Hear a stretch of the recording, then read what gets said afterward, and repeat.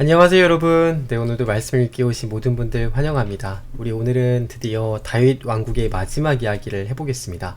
이 다윗이 이제 마지막 그 왕국의 역사의 마지막에 있었던 이야기를 오늘 할 텐데요. 사무엘하는 처음부터 끝까지 다윗의 이야기를 다루고 있다고 말씀을 드렸고, 또 오늘 다윗의 왕국의 마지막 이야기를 다룸으로써 사무엘하가 끝나는 것을 우리가 볼 수 있을 겁니다. 그래서 오늘 어제에 이어서 같이 좀 말씀을 생각을 해보면은요, 다윗의 아들 중에 압살롬이라고 하는 그 아들이 장자였던 암논을 죽이고 북쪽으로 도망을 갔다가 다시 돌아오는 장면을 봤었죠. 그 이후에 아버지 다윗을 향해서 반역을 한 마음을 품었더라. 목사님이 어제 설명을 드렸습니다. 그래서 이 아버지가 연세가 드시고 또 압살롬이 보기에 좀 해볼 만하다, 이런 마음이 드니까 그 아버지를 향해서 이제 칼을 빼들고 반역을 도모하려고 하는 것을 우리가 볼 수 있습니다. 그래서 이 압살롬이 어떻게 하냐면요, 이스라엘 무리 중에서 다 이제 하나님 그 아버지에게 원래 재판을 받아야 되는 그 사람들을 뒤에서 중간에 본인이 먼저 재판을 해버린 다음에 사람들의 마음을 막 훔쳐요. 그렇게 4년 동안 이런 일을 합니다. 그리고 나서 아버지인 다윗에게, 아버지 제가 헤브론에 가가지고 이제 예전에 서원한 일이 있어서 제사를 지내고 오겠습니다 라고 이야기를 하고 헤브론까지 딱 갔다가 거기서 반역을 일으켜서 자기에게 마음을 줬던 그 이스라엘의 많은 사람들을 모아가지고 자기 편으로 규합을 해서 반역을 일으킵니다. 이 헤브론이 어떤 땅이냐, 아버지 다윗이 처음 7년 6개월 동안 다스렸던 유다의 이 본 고장입니다. 유다의 거의 중심지인데 거기에서 압살롬이 왕으로 스스로 올라서서 반역을 일으켰다는 거예요. 여러분 보시면은요, 헤브론에서 예루살렘까지 바로 앞입니다. 바로 앞. 그러니까 이 말을 듣고, 압살롬이 반역을 일으켰다는 말을 듣고 다윗이요, 말을 할 말이 없어요. 무슨 말을 하겠어요. 자기가 심은 대로 자기가 거둔다라고 생각을 하고 나니까 이 다윗이 할 말은 없고, 빨리 도망가야 된다, 자기 신하들을 막 말을 하면서 빨리 도망가자. 이 압살롬이 자기 형도 칼로 죽인 놈이다. 오늘 예루살렘까지 와가지고 우리를 죽이면 어떡하느냐, 빨리 가자. 또 도망을 갑니다, 다윗이. 보시면은 이 헤브론에서 이 예루살렘까지 진격을 해올 것을 염두에 두고 바로 그 얘기를 듣자마자 바로 떠나는, 도망을 가는 것을 우리가 볼 수 있습니다. 근데 여러분 그때요, 시므이라고 하는 애가 있어요. 시므이. 이게 이제 사울의 지파인 베냐민 지파 사람인데, 그 베냐민 지파 중에서 시므이라고 하는 자가 다윗이 도망을 가는데 그 다윗을 향해서 돌을 던지면서 막 먼지를 막 티끌을 날리면서 이 비루한 자요, 이 피를 묻힌 자요, 손에 피를 묻힌 자야, 막 그러면서 빨리 꺼져라, 빨리 가라, 이 비루한 자요, 이 하찮은 자요, 빨리 가버려라 라면서 저주를 부으면서 막 돌을 던져요. 시므이가. 여러분 그래가지고 옆에 있는 사람들이 스루야의 아들들이 이제 요압과 그 장군들이거든요. 그 사람들이 다윗을 향해서 왕이시여, 제가 가서 칼로 쓱 할까요? 그런데 여러분 여기 다윗이 하는 말씀을 들어보세요. 다윗이 이런 말을 합니다. 그가 저주하는 것이 여호와께서 나에게 저주하는 것일지 어떻게 아느냐. 그를 가만두어라. 대단하지 않습니까 여러분? 자기를 저주하는 자를 향해서 저자의 그 입을 통해서 하나님이 나에게 지금 저주하시는 거면 어떡하겠느냐. 이런 일을 다 겪고 나서, 이런 억울한 일을 다 당한 후에야 비로소 하나님이 나를 불쌍히 여기실지 누가 알겠느냐. 너희는 상관하지 말고 그냥 가자 하면서요, 울면서 길을 떠나요. 대단하지 않습니까? 가가지고 칼로 그냥 쓰게 버리면 끝나는 건데, 그 저주하는 소리, 그 시므이의 이야기 다 들으면서 그냥 울면서 간다는 겁니다. 하나님께서 그러실 수 있다는 그런 마음을 가지고. 여러분 그래서 이 다윗이요, 울면서 이 기드론 시내를 지나고 있을 때 이 다윗을 찾아오는 사람이 있습니다. 그게 바로 누구냐면 후세라는 자가 다윗을 찾아와요. 후세. 그러니까 후세가 그 당시 다윗의 참모 중에서 가장 참모, 그러니까 참모 중에 참모, 또 나이가 지긋한 다윗의 친구입니다. 후세가 여기까지 다윗을 찾아왔더니 다윗이 말을 해요. 너 지금 나를 따라오면 어떡하느냐, 빨리 압살롬이 그냥 가라. 그랬더니 그 후세가 말하는 거죠. 제가 가면 어디 가겠습니까, 제가 왕을 따라가야지요. 그랬더니 다윗이 너가 사실은 할 일이 있다. 지금 아히도벨이라는 놈이 압살롬에게 붙어가지고 반역에 가담한 모양인데 너가 가야지 그 아히도벨의 계략을 파할 것이 아니냐 라고 이야기를 합니다. 여러분, 아히도벨이 누구냐면요, 이 아히도벨과 후세가 다윗의 가장 최측근 책사였어요. 다윗을 옆에서 보필하는 모사드입니다. 모사.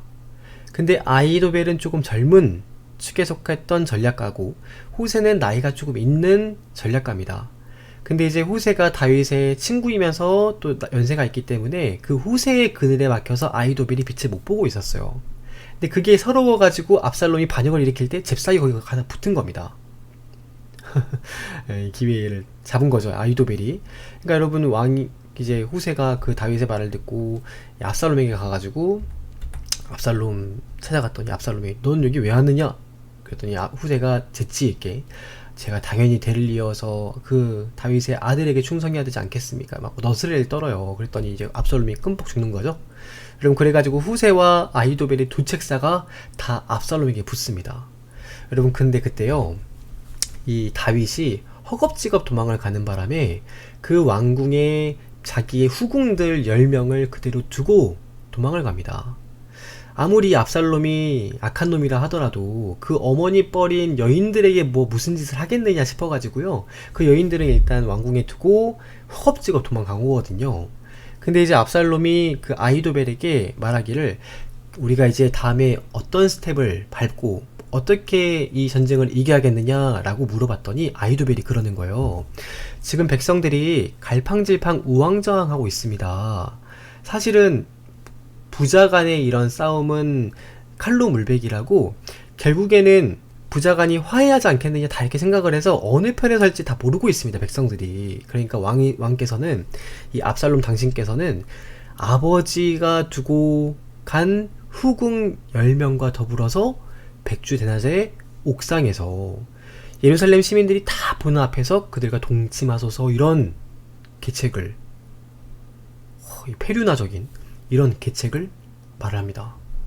근데 그 압살롬이요, 그 아히도벨의 말을 듣고 마치 하나님의 말을 듣는 것처럼 그렇게 여기면서 좋다 하고 이 백주 대낮에 그 예루살렘 성 가장 꼭대기에서 사람들 다 보는 앞에서 백주 대낮에 그 어머니 뻘 되는 후궁들 10명과 동침을 했다는 겁니다.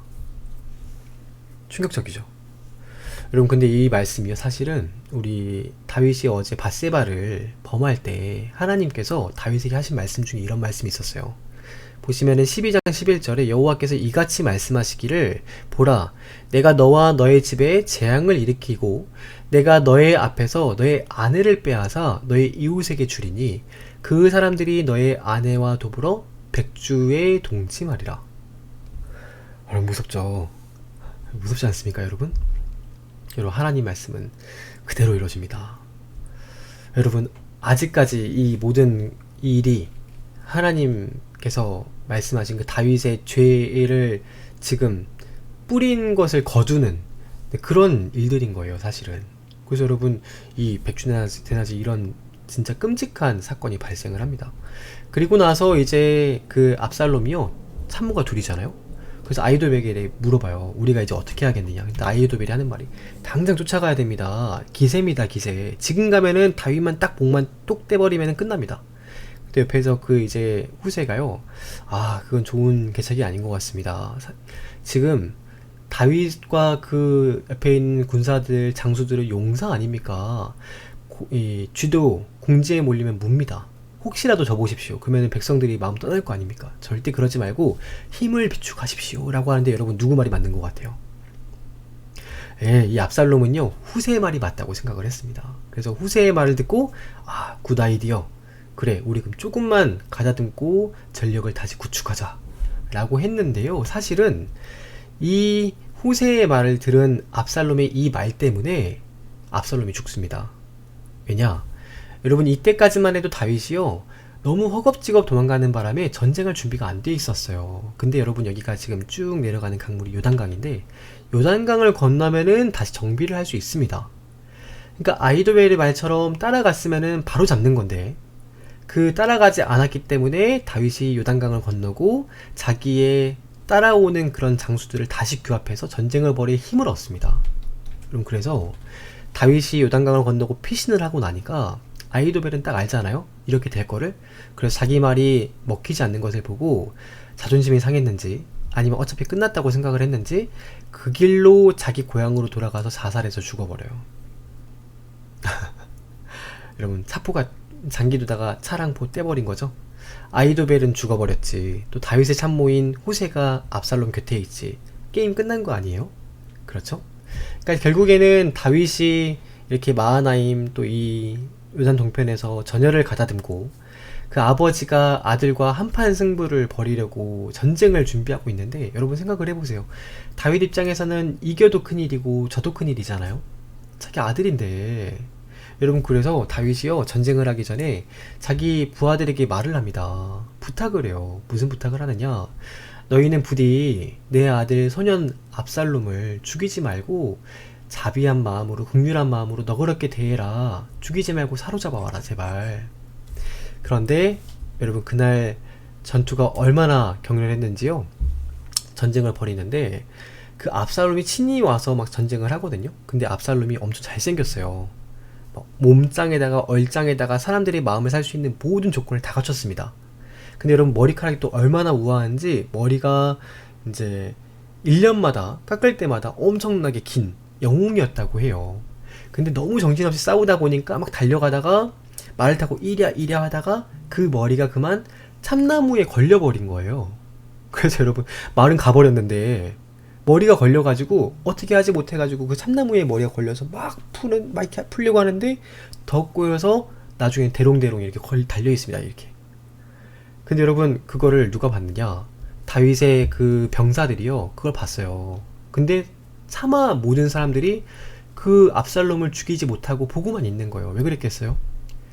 왕이 아침에 했던 말이 있지 않습니까? 그거를 기억하고 차마 너그럽게 대해달라는 그 말을 듣고 이러지도 못하고 저러지도 못하고 있습니다.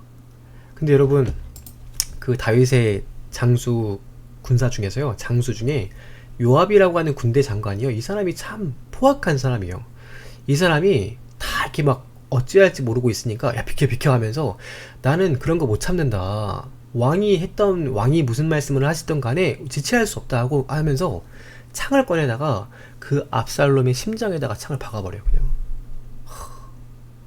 그리고 그 요압의 무기를 들고 있는 청년 10명을 시켜가지고 압살롬을 쳐서 죽여버립니다.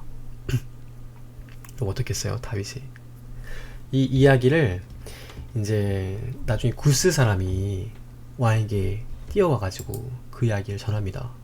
여러분, 다윗이 그 이야기를 듣고 진짜 방성되고 그래요. 장자도 죽어버렸지, 압살롬도 죽어버렸지. 여기 압살롬아 내 아들아 하면서요, 진짜 사실은 자기는 알잖아요, 이 일이 왜 이렇게 된 건지. 그러니까 막 울면서 방성대국을 하니까 여러분, 사람들이요, 전쟁에 이겼는데 기뻐하지를 못합니다. 사실은 압살롬 죽었으니까 전쟁은 끝난 거랑 마찬가지예요. 왕이 죽었으니까 끝난 거죠. 다 이제 패잔병처럼 다른 사람은 흩어졌고, 이 전쟁에 승리했다는 소식을 가지고 구스 사람이 와서 전했는데 왕이 막 엄청 방송대국을 하니까 다들 기뻐하지를 못합니다. 그래서 압살롬아 내 아들아 이러고 있는데 그때 요압이 찾아와요. 그 이야기를 듣고 찾아와서 하는 말이 뭐냐, 왕이시여, 이제 보니까 당신을 사랑하는 자들은 미워하고 당신을 미워하는 자들은 사랑하는 분이시군요. 여러분, 그러면은 왕이시여, 그러면은 압살롬이 살아있고 우리가 죽으면 좋을 뻔했습니까? 그럼 지금 위로를 받아야 될 처지에, 울고 싶은 이 처지에 이 요압이 와가지고 울지도 못하게 합니다. 만약에 당신이 계속 울고만 있으면은 당신 곁에 오늘 밤에 병사 한 명도 안 남을 겁니다. 이렇게 엄포를 놔요. 그러니까 세상에, 아들이 죽었는데 울지도 못하고. 여러분, 그 자기의 정말 울고 싶은 그 심정을 가지고 백성들 앞에 가서 백성들을 위로하고 있습니다, 다윗이 일이라는 게 여러분 이렇습니다. 다윗이 엄청 행복하고 엄청나게 막 부귀영화만 누리고 그렇게 했을 것 같잖아요. 사실 그렇지 않아요. 정말 이렇게 눈물 짓는 그런 날들이 있었기 때문에 시편이란 노래가 사실 나온 겁니다. 여러분, 그래서 이 다윗이 복귀를 하는데 가장 곤란한 사람이 누구예요? 네, 아까 봤던 시므이라는 사람이겠죠? 베냐민 지파에 막 돌 던지면서 저주했던 사람이 있잖아요. 시므이가 다윗이 서슬퍼렇게 이렇게 다시 딱 왕으로 딱 왔어요. 예루살렘에 등장을 하니까 시므이가 고민을 합니다. 자살을 할까? 자살하지 못하고 자기 따르는 베냐민 지파 100명을 1000명을 뒤에 대동을 해가지고 다윗을 찾아와서 엎드려 절을 합니다. 왕이시여 저의 죄를 기억하지 말아 주십시오. 저를 용서해 주십시오 라고 마중을 나가요. 이게 뭐예요? 은근히 세력을 뒤에 두고 은근히 수종자들이 이만큼 있으니까 좀 봐달라 이런 거죠. 근데 여러분 그거를 참을 사람들이 아니죠. 요압과 또 그 방금 포악한 그 요압 있잖아요. 또 아비새 군대 장관들이요. 그 꼴을 보고 왕에게 말합니다. 왕이시여 전쟁도 끝났는데 죽이시죠. 시므이 그 저주한 거 다 알잖아요. 죽이시죠. 근데 여러분 보세요. 다윗이 뭐라고 하느냐. 다윗이요. 수르야의 아들들아 요압과 또 아비새 너희 아들들아 너희가 나와 무슨 상관이 있느냐. 오늘은 우리가 승리한 날인데 어찌하여 이스라엘 가운데 사람을 더욱 죽이겠느냐. 그 여호와께 맹세코 여호와의 사심을 두고 맹세하노니 그들을 죽이지 않겠다. 대단하죠. 여러분 그 다음날 이 예루살렘 신문에 뭐라고 기사가 났겠어요? 예루살렘에 돌아온 다윗 왕이 시므이를 용서하시다. 이렇게 대문짝만하게 써서 이런 특종이 많은 다 뿌려졌겠죠.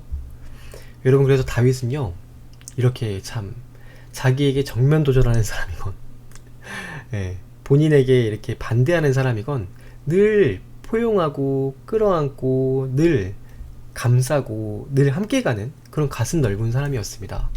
여러분 다윗이 이렇게 해가지고 덕분에 광고비 한 푼도 안 들이고 광고한 거잖아요. 그래서 다윗이 죽을 때까지 시므이를 살려줍니다. 이 관대한 이런 모습을 보여준 겁니다. 여러분 근데 사실은요 우리 주위에도 시므이 같은 분들이 다 있습니다. 사실은 이 다윗에게만 있는 게 아니라 우리도 다 그래요. 우리에게 불편하신 분들 다 있죠. 안 맞는 분들이 다 있으세요. 여러분 그런 사람들 주위에 꼭 한두 명씩 다 있습니다. 왜 그런 분들이 계시느냐. 하나님께서 일부러 우리 주위에 허락하신 거예요.